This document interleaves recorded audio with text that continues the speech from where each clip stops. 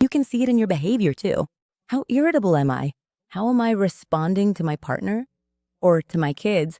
And like you just mentioned, what are my sleep-wake cycles like?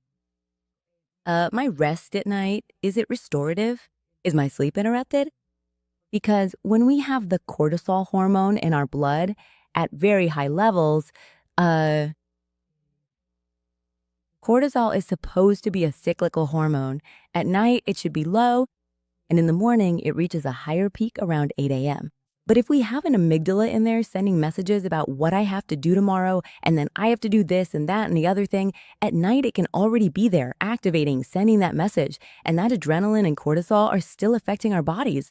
That's why we can't sleep. That's why we can't sleep. Melatonin's supposed to go up, cortisol goes down, and then you can, rest. Right.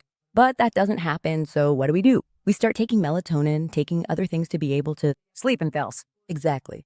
When what we should be doing is looking for alternatives to get to a point where when the evening comes, when night is falling, it's not that peak intense moment where I have to get to work to complete everything I didn't do during the day.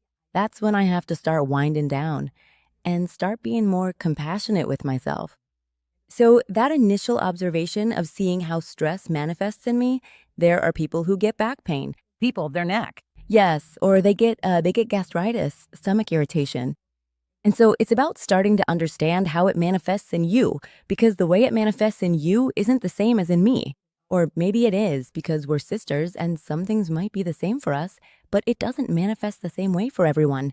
And starting there. Second, oh, sorry. No. I was going to interrupt to say that when we have chronic stress, which I want to invite the audience to understand, we all have stress. We live such a hectic life that most of us have chronic stress, and we have to find tools to work on that. However, I had written a little note here that I wanted to share with the audience